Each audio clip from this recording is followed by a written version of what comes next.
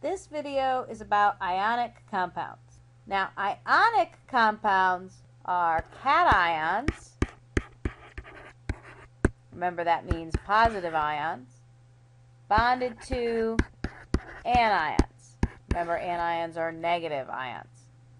The thing about ionic compounds is all the positives and all the negatives have to cancel each other out.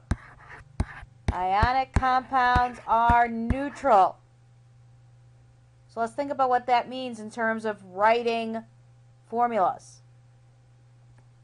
Now you remember in the last video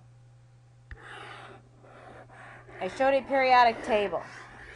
And one of the things I said was that anything in the first column is going to have a +1 charge, and anything in the second column is going to have a +2 charge.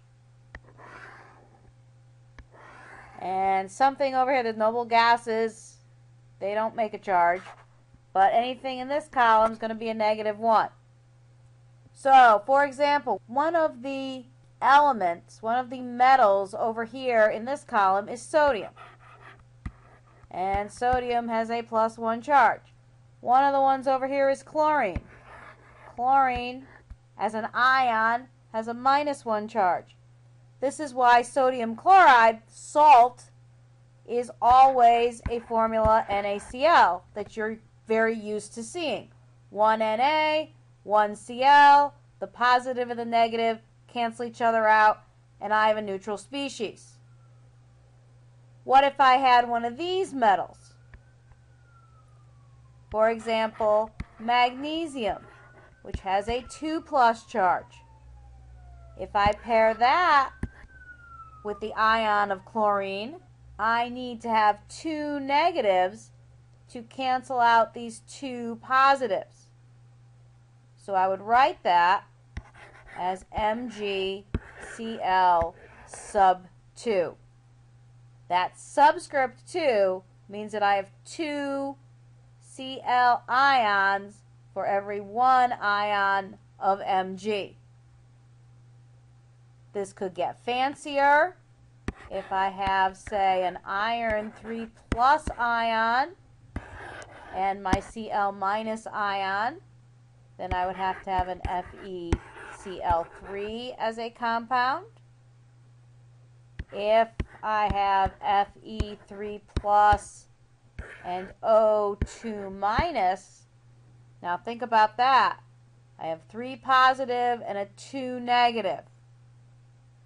Least common multiple of those is 6. I could have 6 positives and 6 negatives. That would cancel out.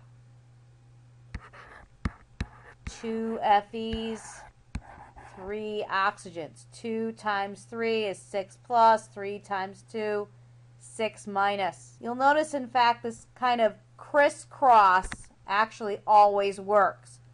This guy 3 goes down there. This guy 1 goes down there. Absolute value, of course. There's no such thing as negatives here because we're talking about how many.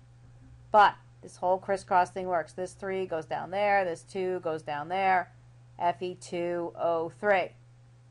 That'll always work. Well, almost always. One thing you do have to be careful of is it might not be lowest ratio, and you always want lowest ratio. So if you have, say, vanadium 4+ and oxygen 2-, and you do the whole crisscross thing, you would end up with V2O4, and that's not the lowest ratio. You would have to say VO2. But for the most part, that crisscross method works every time. You just have to remember lowest ratio, and everything has to be neutral. All the positives, all the negatives cancel each other out. Now, let me introduce you to something called polyatomic ions. Polyatomic ions are ions made from several different atoms. Poly, many, atom, atomic. Polyatomic. The atoms within a polyatomic ion are not ionically bonded, They're covalently bonded. But the whole thing has a charge, making it an ion. There's really only one positive polyatomic ion that we talk about, and that's ammonium, NH4+. All the others we talk about are negative, are anions. And don't worry, you will be given this chart for all tests. You will always have this chart. Let's think about how polyatomic ions go in a chemical formula. Let's say we have magnesium, which is a 2+, and chlorate, which is ClO3-. Now remember, we want everything to be neutral. So we would need one Mg2+, and we need two ClO3-. How are we going to write that?